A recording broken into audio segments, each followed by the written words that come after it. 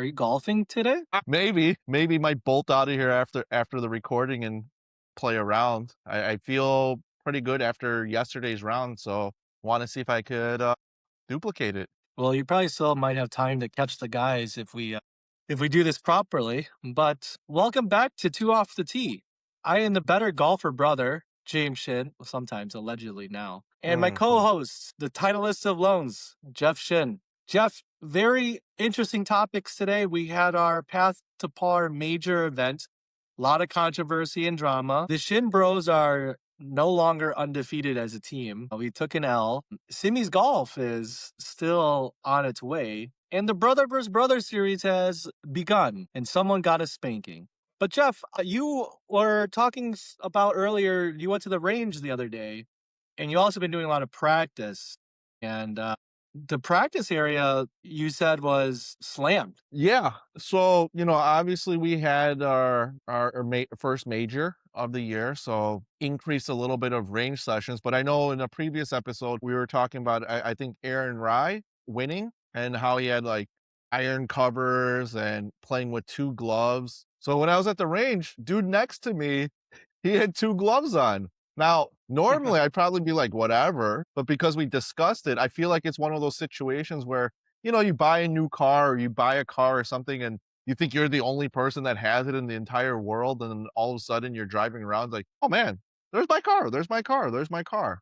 I don't know if that happens to you, but I would do that all the time. It's like, oh yeah, I've never seen a Genesis on the road. And then you get one and then everyone has one out there. Well, you have a Tesla now. I think it's like the number one sold car. So Yeah. I mean, Tesla's very everyone has a obvious, Tesla. but I'm saying when I first got the Genesis, the Yeah. first Well, sports edition one, no one had it, and then all of a sudden I see it all over the place on the road, it was and, a very the nice guy in the car. range.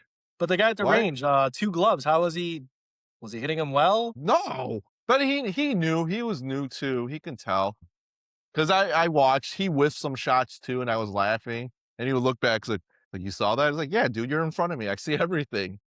That's rude. You laughed at somebody? That's really rude. Yeah, but he laughed too that he did it, so, I laughed too with him. Not at him, with him. But The yeah, two I gloves, noticed I that. don't know. I don't know. I would never, everything we do as amateurs is just mimic off of what pros do. So, maybe he saw a pro that has two gloves. So he's like, hey, maybe I should try. Like, kind of like the lab putter. Lab, I feel like blew up after that one guy won the major with the lab putter. Speaking of it, have you seen Full Swing?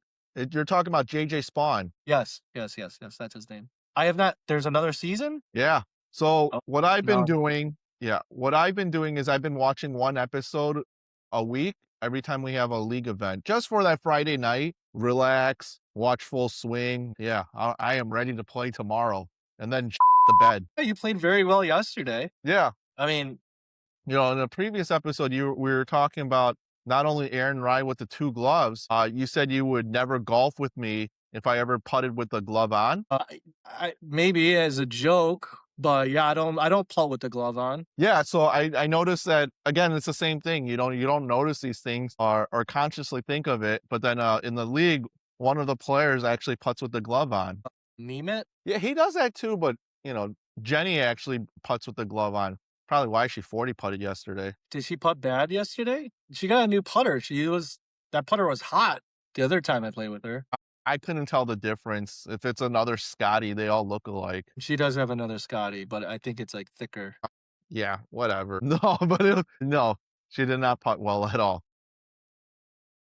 Yeah, It I was I think you need to have the feel of the whole putter in your hands. Like the glove, just you gotta take it off. Plus, your hands are getting all sweaty out there. You can't have a sweaty glove all day. well, it's not only that, but when you're buying a new putter, at least, like for me, from my experience, I don't know if other people go through it, but when I got the ZT Tour, you just lose the whole feel of the other one, the old putter that you had, and you're trying to, tinker and get the adjustments and the feel of the new one. And that's why I was blasting a lot of my putts late last year with the new putter because the whole MOI is different. I just had no feel for pace. I mean, even when we had our, 2v2 series going on, you saw the putts at Broken Arrow. I was zooming it past the cup every single time. You also think that every putt is straight, so I can't. They I are. can only imagine that you can't gauge the distance well either. So, but that's another topic that I will touch on later today.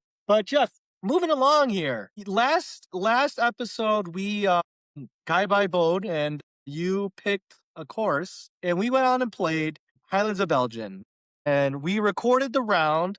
It is recorded in a very, very high resolution, and I'm working on trying to figure out how to edit this. But why don't you tell our millions and millions of fans what had happened at Highlands of Elgin? Oh, man, I just a tough day out there. My game plan backfired. That's what happened. What was And the it game was just plan? well, I wanted to play one of your favorite courses and I wanted to destroy you there. And that just did not work out the way I planned because I thought I was hitting the ball really well and I was just duck hooking everything. So, Uh I huh. didn't make the adjustments to that. It was definitely it sounds like an excuse, but it's just more the truth. It's a little bit more difficult to record your own rounds and play. So it's kind of hard to get into that feel and just the timing, the pace, all that stuff. So it was a little difficult, I would say, doing that, but at the end of the day, I don't even know what you shot. I just know I didn't play very well. I'm sure you're Oh, gonna Jeff. pull up the score. Yes, give me one moment. Go ahead, and continue to talk while I pull up the Well, no, I stats mean, here. again, yeah, I just didn't play well. I thought I would be good hole 1, you topped the ball, I drove it well, Yes, and then, I think you got on anyways for the distance, if I'm not mistaken. You I got think I on was in just rec. short. I think I was just Yeah, short. and then for my shot, I just pulled it very hard into the hazard area, and I can't remember, I think I tried playing out of it, it wasn't terrible, and then I just duffed it into the bunker, which didn't help, Yeah, so that that's was right. hole 1.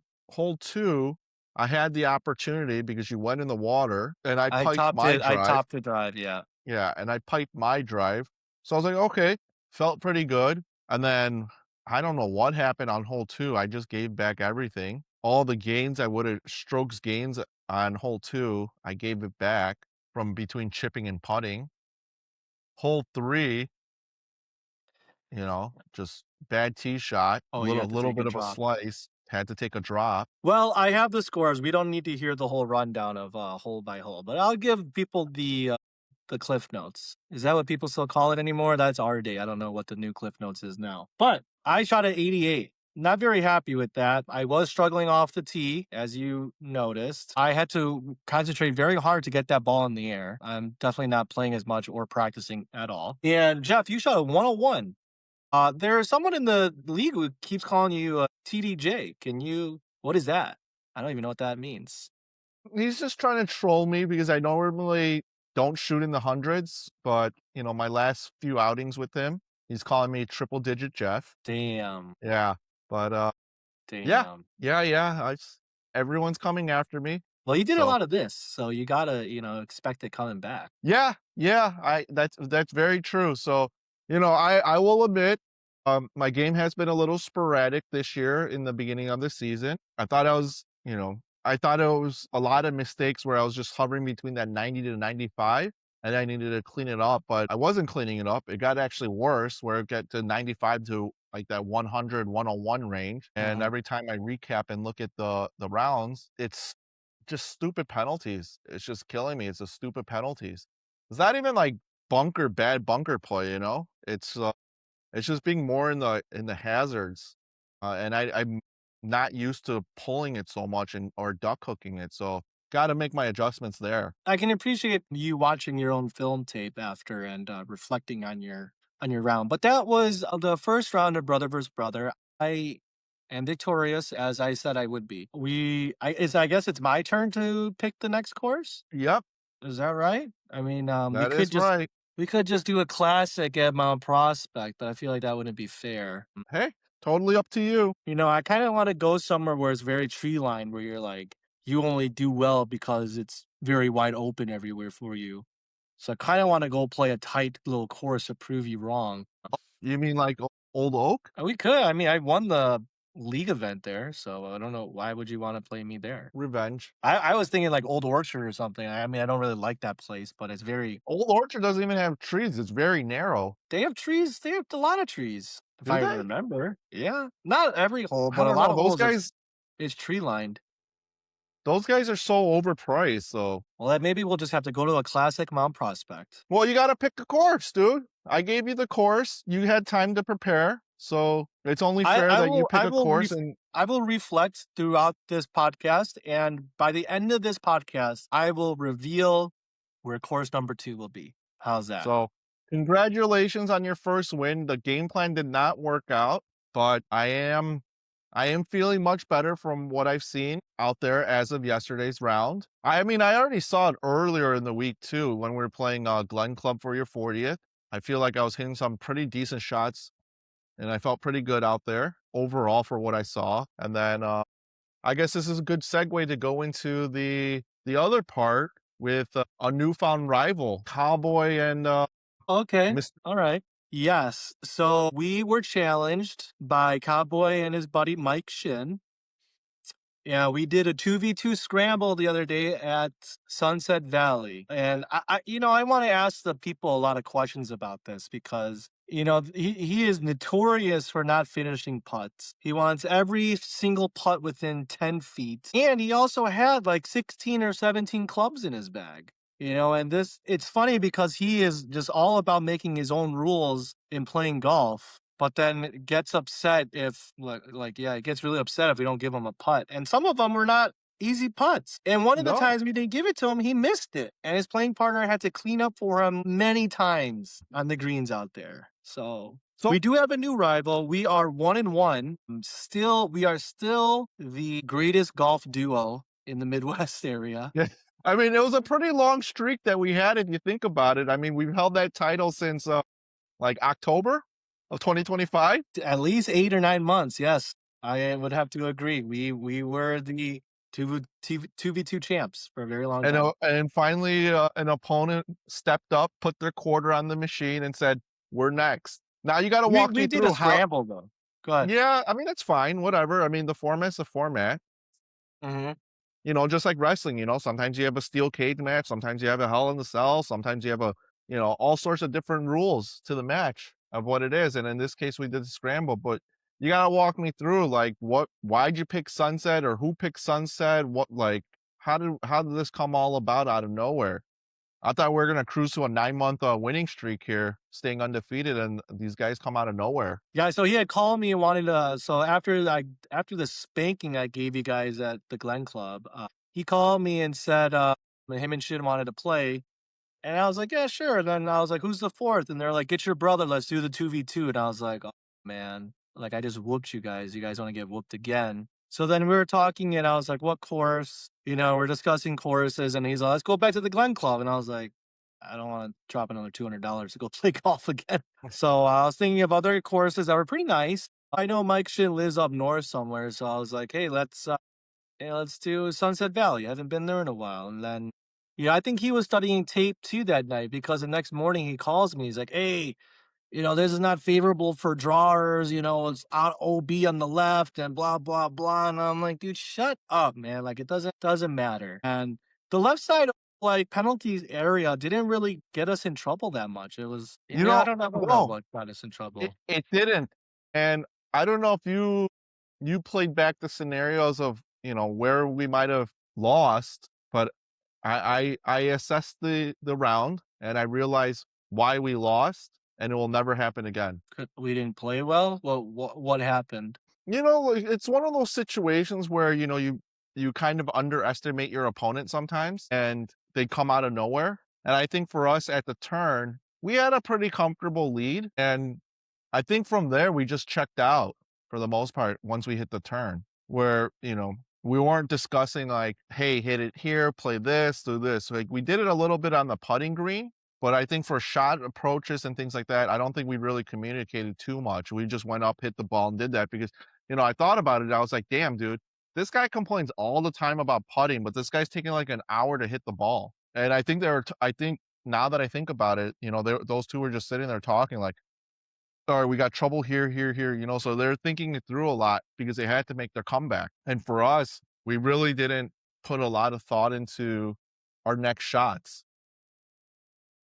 Mhm. I think that's what happened. And then we never kind of got back into the rhythm of going, okay, we got this. What's going, you know what I mean? So, I will admit that when I took us 1-0 against the Kims, my play wasn't that great, but I think my coaching was great. And in this case against Cowboy and Mr. Wick, I didn't do that part where I failed, where I sat there and just watch our win disappear. Well, they made a lot of miraculous golf shots, I will say. They did some unbelievable moves out there, you know? Like they don't get on the green in 2 in a par 5 and, hit 3 woods out of the rough, 220, 230 yards, and it lands like right in the front of the green, it rolls up right to the front of the green. Like they don't do stuff like that. Like I've seen them play. So I think it was just a one-off scenario. And then yeah, Mr. Wick, he was making really clutch putts.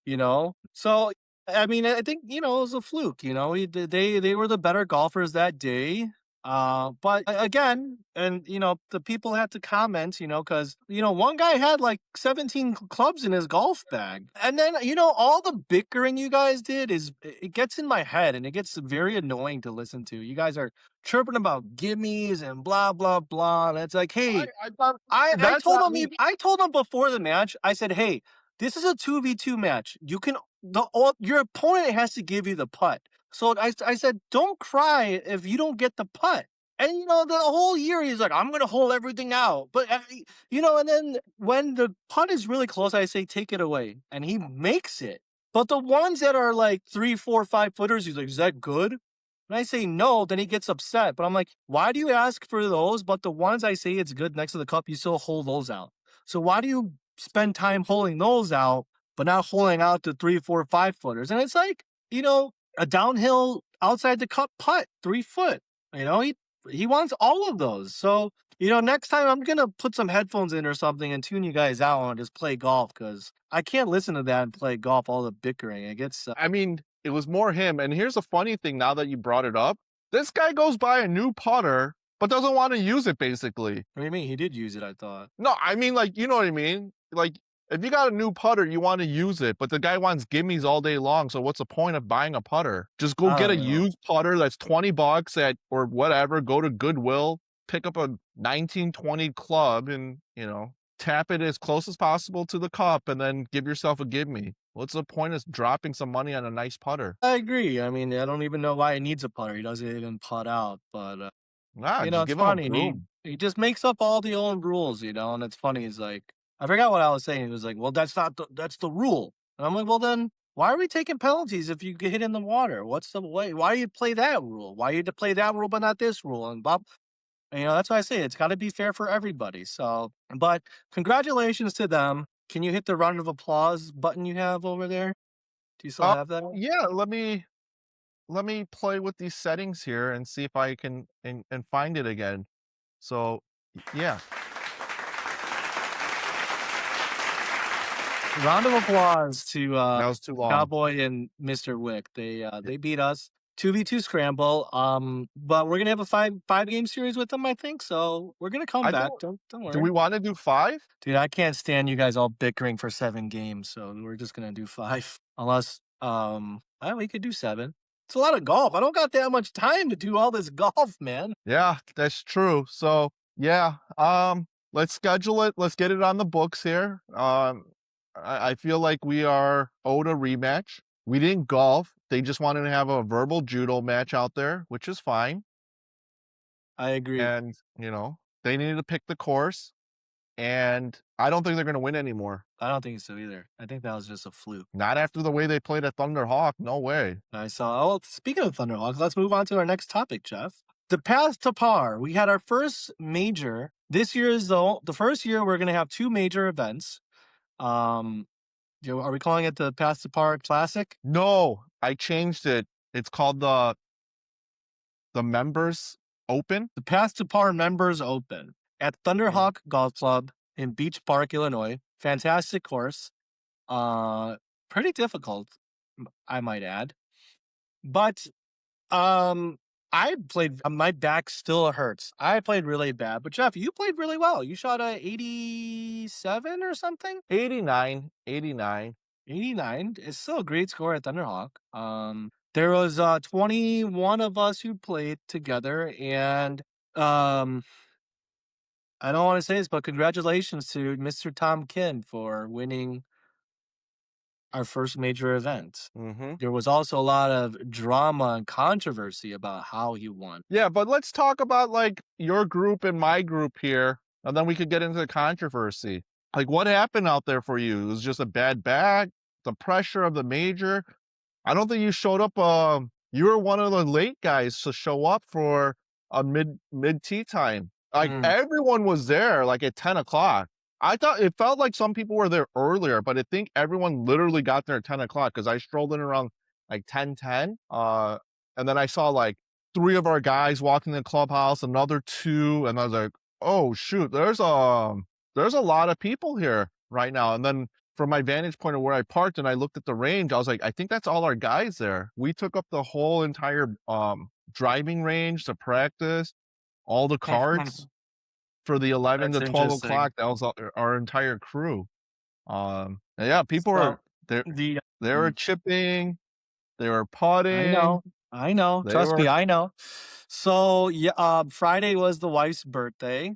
We went out, saw a magic show, and then Saturday morning, I'm up at like 7 a.m. ready to go. And she's like, "Hey, I wanna go try this bagel place out." And I was like, "Yo, we gotta go then." So yeah, I had to drive to Wicker Park. We get the bagels. I mean, that's a 30-40 minute ordeal. Come back home, eat it, and then I get my stuff and I drive out. I actually got there at 10:45. But I had to do my rituals in the clubhouse that I do at every morning tea time. So that took a little while, and then yeah, I didn't have time to hit the range, so I just did chipping and putting, which I feel like that's my putting has been my biggest woes lately. But Friday morning, I also did a lot of yard work. I aerated my lawn, I thatched the lawn, and dude, my back is killing me right now. So when I was swinging, dude, I was doing, like, really weird motions with my legs, like, my legs would, like, collapse inward, my left leg would collapse inward, and my mhm. body would like, it was so weird whatever I was doing out there. I didn't know who that player was out there. I shanked a couple balls, but I will tell you what kind of happened for me at hole 9.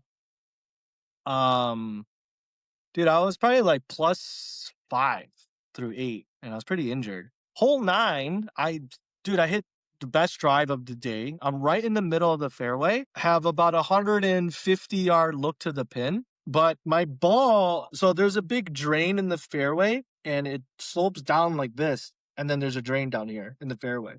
So my ball is right up on it's kinda like sloping down towards the drain. So my feet are down here and my ball is up here. So my stance is all messed up. My feet's not in the drain though. And I hit the shot anyways. And dude, I shank it, hits the tree, goes towards the hazard, and I had to punch out and then go back on. And they're like, "You could have taken relief." And I was like, I thought I didn't know I could take relief from that. I thought if my feet have to be on the drain or something. So at hole 10 tee box, I look it up. And yeah, it says that I'm allowed relief if my stance is all messed up because of the drain. So, dude, I'm like in my head upset that I got a triple because I could have easily gotten a par or a bogey, on 9, which is like the hardest hole there. So I'm in my head, like I'm so upset. And then I birdie 11, and then I'm happy again. And then I shanked it on 12, my approach shot. And I also shanked it on 16. Dude, yeah, so I had the shanks. It was just, yeah, it was a bad round. What about your group? It was, I think for the most part, we were off to a decent start. I'll speak for myself. I mean, I was mentally prepared for the round because I looked at historically how I've played at Thunderhawk, and I'm like, man, I play awful here. I was like, no more. That was it. I'm like, no more. And then, I did the scouting report, looked at the app. Looked at the course, and I was like, okay, if I hit it here, I need to hit it here. So I had already in mind my yardages of how to play certain holes and what to do. So it felt like it was going to unravel going right into hole two because you could easily carry the prairie, the fescues, but Oh yeah. I, I don't know. Last 3 4 rounds, every time I play there, I've had trouble. Like I could carry it, but I've had trouble with the driver on that hole in particular. That I'm slicing it, so I'm like always getting myself in trouble, and then I have to play back behind the fescue, and then it just makes it longer. So I thought about it. I was like, man, should I play the left side or carry it? And I know the wind was behind us. I was like, all right, I'm feeling pretty good about the drive. Let's just take the gamble and do it. Well, sure enough, it was not a big hook, but I definitely drew it more than I wanted to and where I was lined up. So it was on the left side and it rolled in. So Oh. I had to take the drop there, but I walked out with the bogey. So I was like, all right, cool. No bad damage there. It could have been worse. And then hole three, obviously everyone hates hole three at Thunderhawk. Took my medicine there and I was like, okay, um, you know, four is a little ugly, but it worked out fine for me. And then five, yeah, five, I haven't played that hole very well. And that hole in particular, I basically got on and the ball ran off a little bit. I think the pin was in the back. So my ball rolled off a little bit. I had to chip on, but I walked out with par. I was like, whoa, okay, that's good. So, it was a little bit of a mental grind, the front nine for me, but that par five, seven, I was looking forward to that one. And bad alignment. Long story short there, parred it. So I felt pretty good about that par. Then 8, I birdied, and then 9, I bogeyed. I was like, okay, not a bad finish here right now. And then I thought the momentum was going to carry, and then it was the same thing. I was like, oh no, um, same troubles are happening. Hit a great drive on 10, had like a 90-yard shot. I pulled it into the bunker, walked out with the double. I was like, damn it, man. And Oh. then started going on a par run pretty much. I kept looking at the leaderboard just to see, but I was like, okay, I'm not playing terrible, and everyone else is playing horrible. So it felt pretty good. I mean, yeah, Tom, I think at the time when I looked at the leaderboard was like -3 or -5. I was like, something's not right with this guy's score here right now. And then I saw the Aussie, David, he was right in the mix. Sun was right in the mix, and I was there. I was like, okay, it could be anyone's game here on the back nine. So I had renewed focus at least on the back nine for myself. And I felt like I played pretty well the back nine. Obviously, not enough to gain some move up the leaderboard, but overall, I felt pretty good for a lot of things of what happened. So, yeah, I mean, overall, I'm pretty happy. Not only that, in the back of my mind, I was like, James is losing right now.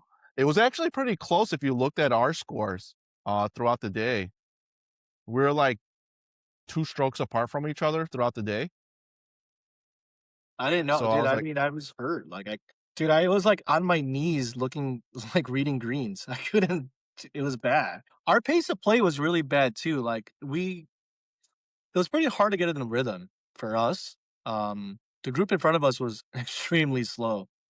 So yeah, we were sitting around waiting, talking a lot. Like it was just, we didn't really get in the flow of things. When you're like, you go, you hit, you go, you hit again. That wasn't for us. We were around the tee box waiting. We hit. We're in the fairways waiting. You know, it was not a good pace for us. But yeah, my back was just it's blown out, and it's funny because when I got home yesterday, I was like, I did yard work like before the major. That was so stupid of me. Like, cause my back is tore up. Cause I thought it was just from the 2 rounds of golf from the week, and I was like, oh, no more golf in the week like that before an event. And I get home, I'm like, it's not the golf. I'm like, it's the yard work, dude. I'm raking dead grass out of my lawn and poking holes in there. So, yeah, not a good round for me. But I'm glad you brought up a Tom's score because it was very sus when I kept looking at the leaderboard because I kept looking. I was like, all right, I had a bad score. Where am I at? Blah, blah, blah. And I look and I'm like, dude, this guy's like really +1 throughout the day. He's already dropped 3 birds in the front. And I was like, he's only here. And then I was like, David is +6 or whatever for real. And I'm like, he's only like one behind Tom. I'm like, what's going on here? And then so at 18, I birdied, by the way. I dropped 3 birds yesterday. 18, I Good. birdie. Yes, thank you. I know. Thank you. No, I was saying, like, it was pretty crazy, like, I know you were saying Tom had a lot of birds, you had bird, David throughout the leaderboard, if you looked at it, I don't know if you ever look at the chats on the leaderboard throughout the round, where you get There's a the lot. notifications in there. Dude, everyone was sinking birdies yesterday. I mean, there's 21 of us playing, but yeah, there was a lot of birds. And after 18, I sink the birdie and I go and there's already a couple groups up there waiting. So I start talking and I give Tom a fist bump. I say, man, great round, dude. And he's all happy. He's like, yeah. And then people are like, oh, you played the silvers. And I'm like, oh, I was like, I take that back, dude. I mean, and I was like, oh, got to put another asterisk on your name or another asterisk on the trophy for you because he played the senior tees. That's bad etiquette in my opinion. Hey, Mm. I mean, you know what though? It's within the rules of what we have. Yes, there was some. I like how you like to say it. There was some oversight in that because um, the rule change of people being able to play whatever tee box was for higher handicap golfers to go play closer to make it easier for them to make it more enjoyable. Not for a 7, 8 handicap to go forward to have an advantage and win an event. That was not the intention. My whole thing was always that there should have been tiers and levels to this where a 0 to a 10 could only play, the blues and tips or whites, and 20 plus could play the whites or the reds. But you can't have a single digit move up to a 5,900, 5,800 yard tee box. That's insane. That's just bad business. I don't even know how else to describe it. That's bad Hey, business. I mean, I thought about it too. And I would agree that it is because I was thinking about it. I was like, hmm, Bryson has these breaking 60 or whatever playing the red tees, and it's like, well, can you imagine if our single digit handicap guys played the red tees? Do you really have a chance when they could basically drive every green? I don't know. I don't think so, right? I think they would have such a huge advantage that they could they might not break 60, but they might legitimately just, you know, go 5 under on their own. I don't Possibly. I mean, at that close, it's like a driver wedge, driver chip, driver wedge, and a par five, it could just be like a long par four to us or something, or maybe even a normal par four, because I don't even know what a par five is from the forward tees. 400. Or less than that, maybe, a 400, that's like a driver 8 iron for me or something. So, that was within the realm of the rules. And, now, we have 2 attorneys in the league and, laws are made because people game the system wherever, they might see an advantage. And there was a loophole. And the attorney yesterday said, hey, that loophole, it needs to be closed because people are taking advantage of it. That was not the intention of this rule change.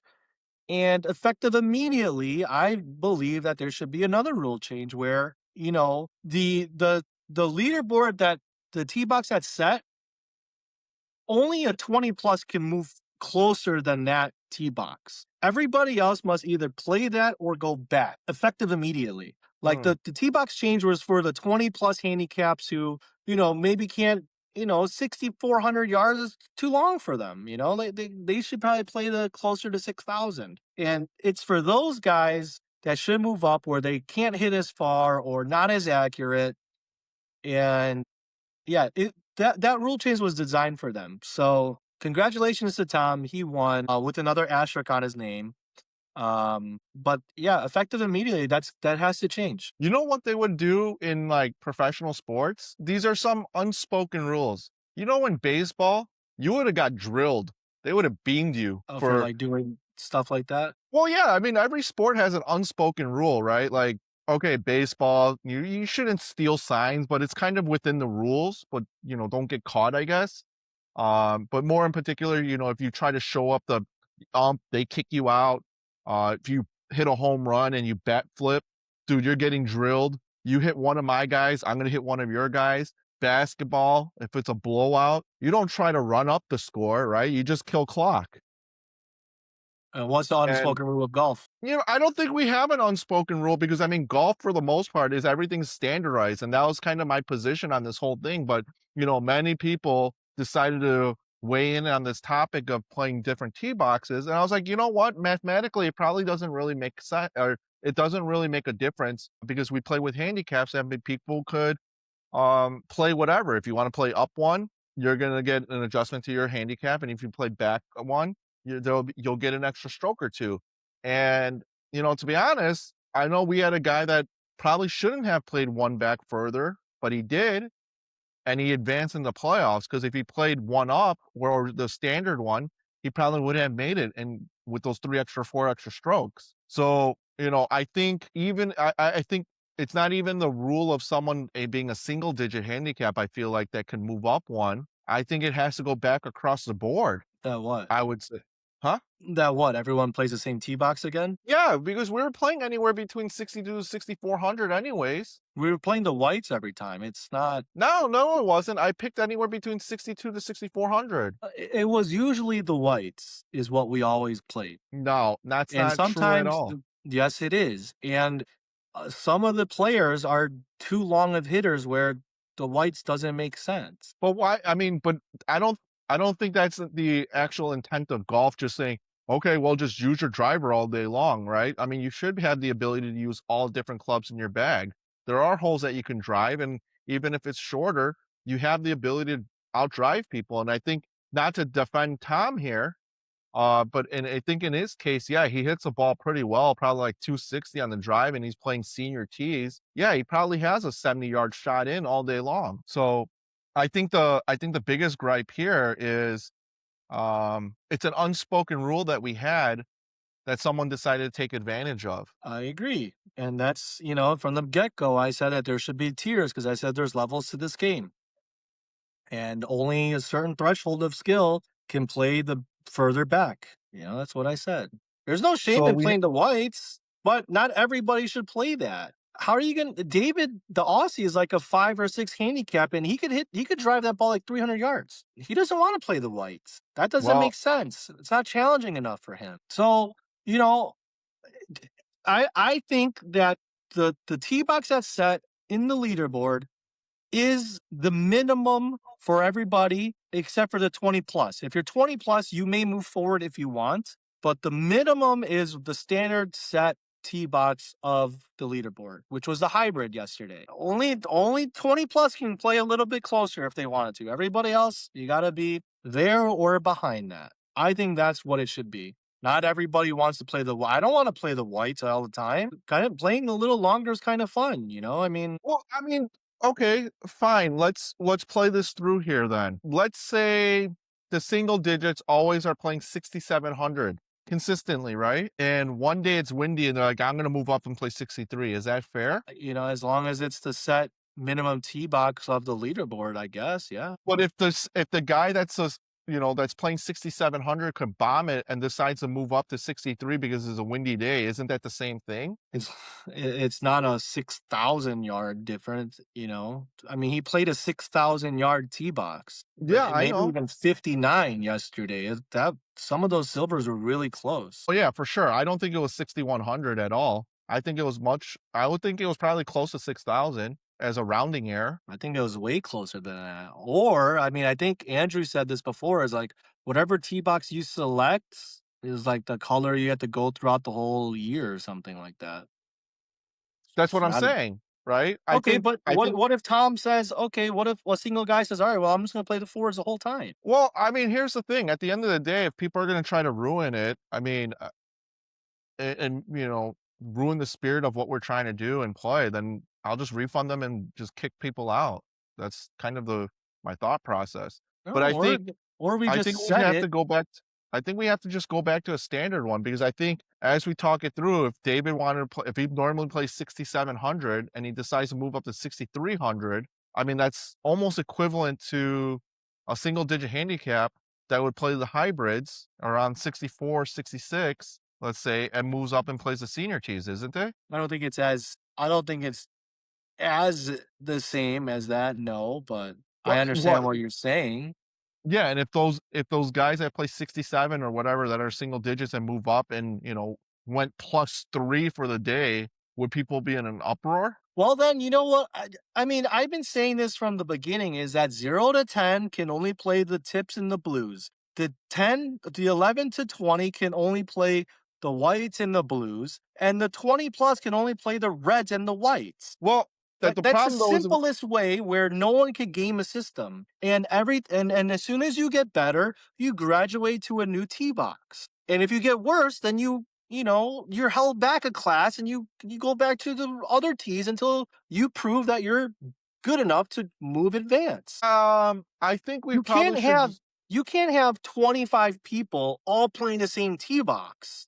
The range of skill is too wide in here where you can't have like there we have like 6 or 7 single digit handicaps now. You can't have them play a white 6,300 tee box. They're too good for that area. They have to play further back.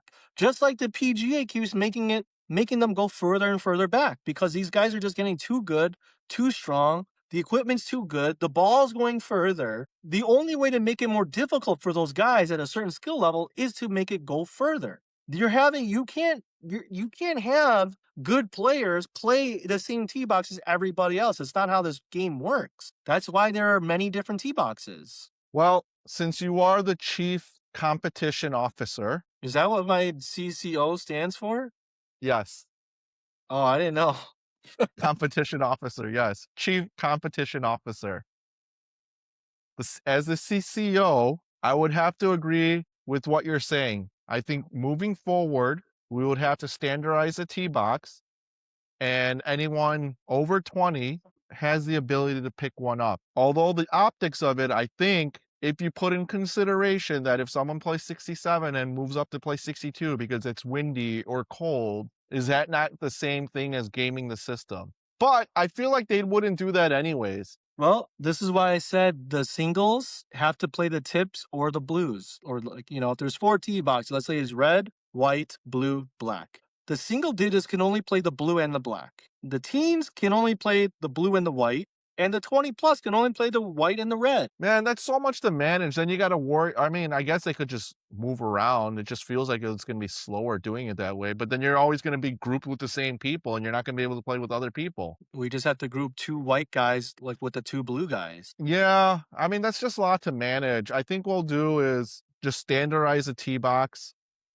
Um, You just demoted my title. well, I have the higher position, so I still have final say because I think what you're saying is in good in spirit, but we have to manage it. We would have to coordinate this every single time, and it's a pain in the ass. Like, why? This is the same thing that I said from the beginning where I said, "Hey, you're going to have a 27 plus handicap guy playing with other guys and they're going to say, "Hey, let's all play the blues." And the 28 handicaps can be like, "All right, I'll play the blues too." And it's like, "Bro, you have no business being back here." And I told Well, you what's going to happen. They're going to say, "Hey, I'm going to play with the guys too."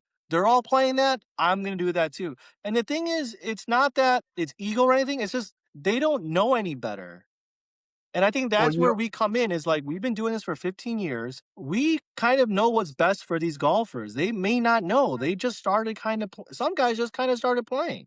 They don't know what is fair or how to place, 30 golfers. They don't know where to place them. And that's exactly what happened is a 28 handicap decided to play the blues with the guys who hit long. And it's like, bro, you're shooting 130 from the blues, man. Like we don't I mean, you got guys shooting 140s. I think the whole game is an ego thing overall, from what I realized over the weekend after you know the squawk at T Hawk here. It seems like, Is that what it's called? yeah, The I was malice thinking at the about it. palace. Yeah, exactly. That's what I was thinking. Malice at the Palace meet Squawk at the T Hawk. But Yeah, yeah, I I mean, mean, there's a lot of drama. There was a lot of drama yesterday. So for sure. And it just seems like every major that we have, lot of drama. I feel like we definitely put on a show for the most drama. We had one guy go minus 19 one year at a different course, and another guy have his career round playing the senior cheese in gaming system. Well, every time, it's a learning thing, and every time there's a big outlier, we have to kind of bring it all in together. So it is what it is. We didn't think that something like this, it's just like you said, it's an unspoken rule of basketball where you don't, slam dunk when your team is up 30 and there's 10 seconds left. You dribble it out. Even I know that.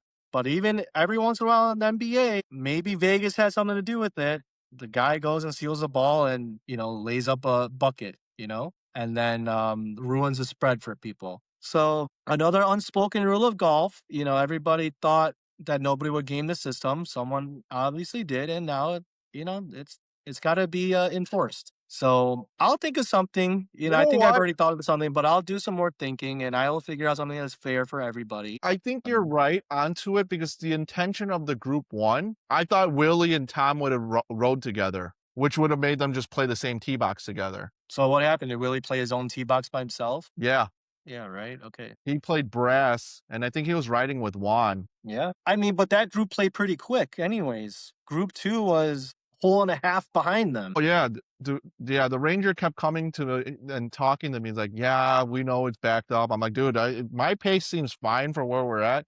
He's like, "It's this group in front of the other group in front of you. They're really slow."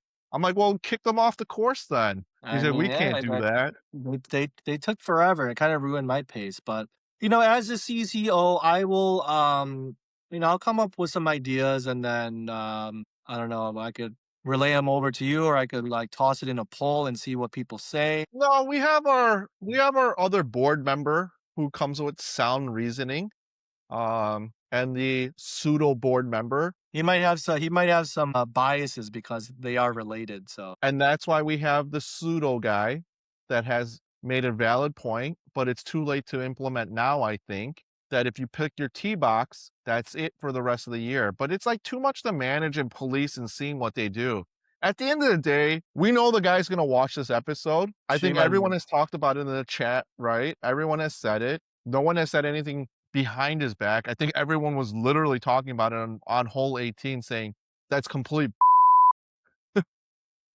Um, Yes. and and it just ruins the spirit of, just having a competitive league, like we're not like an official league. So I think it's good that, someone I like that this has happened at the end of the day because the one thing I think we could take away from this, and I would say, you as a CCO take this in consideration. The one thing Amazon really did great when they started Amazon Prime and doing the 2-day delivery with all the trucking companies, they essentially paid all these guys that ran the logistics for the trucking, saying, "Here's X amount of dollars. Go F this up for us so we could figure out where our blinders are." And it worked, basically. So I think in this case, as we continue making things to improve, there's just oversight that helps us improve things. I will say that, I think between us and the other board member that's back now, it's great that we have the cut line. I'm glad that you guys push for it because when I was messing around with the spreadsheet looking at it, it looked great just to seeing like position changes, previous points, things like that, who's on the bubble. So it's like when I look at the bubble, I'm like, oh yeah, that's kind of cool that you're on the bubble actually. So, you know, 5 games left. It's kind of meaningful. Like It it did could look cool. easily flip.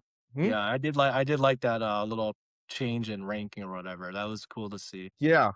So having the cut line, making competitive, I think now people are going to feel the pressure after a pretty big swing here in points for the major. So that was great. And I think we'll come up with something great as well with the tee box. Originally, it was all in good spirit and intention. And that's what usually happens. One bad apple will ruin it, and we just have to solve for that problem and just make sure that we keep it competitive. And I would say that amongst the leaderboard of what we have, just like what I wanted, maybe it's a little too aggressive, but the dispersion on the leaderboard is pretty tight week over week. I do like that. It is tighter and it's yeah. It's more I guess it's more challenging, but it is a little tighter dispersion. I mean, yesterday was kind of an outlier with some guys going kind of low. Well, But every once in they a while, there are pros that kind of do things like that too. So no one was really kind of blown out of the water unless he played really, really bad. So as a CCO, I will think of some ideas. I have till next event to kind of think of something and implement it. So I have a little bit of time to bounce things off people's brains and see where it's at, and also AI's brain and see what's fair. But Jeff, I think you got a tea time to get to.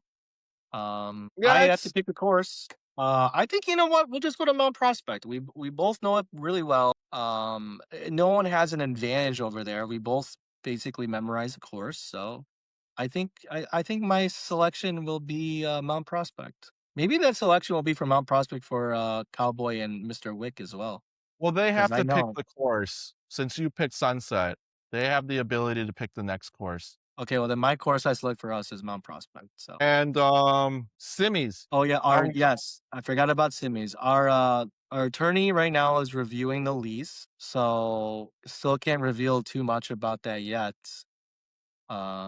There's maybe a couple red flags in there that need to kind of get changed, but very close, very close. I say this every episode. Very close. We're very near close now.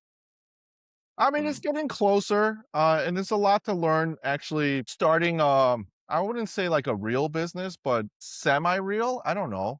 It just feels different this go around because other stuff is all just sole proprietorships, but this one there's a little bit more at stake. uh-huh. So yeah, definitely got to hear what the attorney has to say. I thought there were some red flags in there, stuff that I didn't expect. And you know what? At the end of the day, all this stuff with business, it kind of sucks. With these attorneys, it's like, let me figure out the best way to screw this guy over and protect you." It's like, what? Just like, Well, sometimes in our line of work, we're real estate and financing. No, you have to buy my crummy house as is. Oh, there's issues? They're your problems now to deal with. It's like, well, dude, I'm trying to find a place to live. You've been there for X amount of time. You got this BS appreciation. I can't really agree with you on this statement that you're saying because you sold a used car for a profit somehow. I mean, it's not worth zero. It's worth more than what you paid for it, and you drove it around for 10, 20, 30,000 miles. What are you talking about? You made money on selling a used vehicle. I did not make money. I lost my ass on it at the end of the day. You said you made money when you sold your car. Oh, that one. Yes. There's a buyer lined up that's agreed to. They provided their own terms on how they wanted to buy my car. I'm just I didn't saying, give it's them the the same terms. instance, but it was a depreciating asset. Yeah, but that's different. No, that's different. They told me what they would pay for my car. I said, you know what? I agree. I didn't come up with the number. They just told me what number it is, and I liked the number, and I sold it. That's different. That's totally different from me putting up a house on the market saying, hey, we got all these problems. You have to buy it as is, no extensions. I don't think I see that happening really ever, but okay.